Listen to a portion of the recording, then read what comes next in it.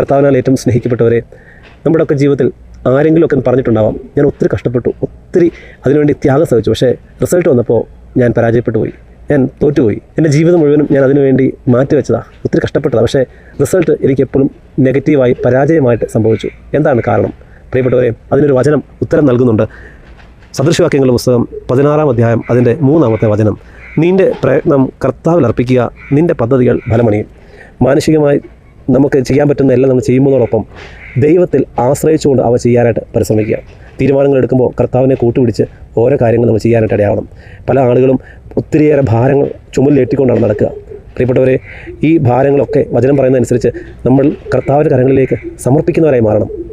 നമ്മൾ ഭാരമെടുത്ത് അധികം ദൂരം നമുക്ക് സഞ്ചരിക്കാനാവില്ല. അതുകൊണ്ട് തന്നെ നമ്മുടെ ഭാരത്തെ കർത്താവിൻ്റെ കരങ്ങളിലേക്ക് കൊടുത്ത് നമ്മുടെ ആകുലതകളെ, ഉത്കണ്ഠകളെ എല്ലാം കർത്താവിൻ്റെ കരങ്ങളിലേക്ക് കൊടുത്ത് ശാന്തമായി നമുക്ക് മുന്നേറാം. കർത്താവ് നമുക്ക് വേണ്ടി പ്രവർത്തിക്കും. നാം ഏതെല്ലാം മേഖലകളിലാണോ നമ്മുടെ പ്രയാസങ്ങളെ കർത്താവിൻ്റെ കരങ്ങളിലേക്ക് കൊടുക്കുന്നത്, ആ മേഖലകളിൽ കർത്താവ് തീർച്ചയായും അത്ഭുതം പ്രവർത്തിക്കും. അതുകൊണ്ട് പ്രിയപ്പെട്ടവർ, ഈ വചനത്തോട് ചേർന്ന് നിൽക്കാം.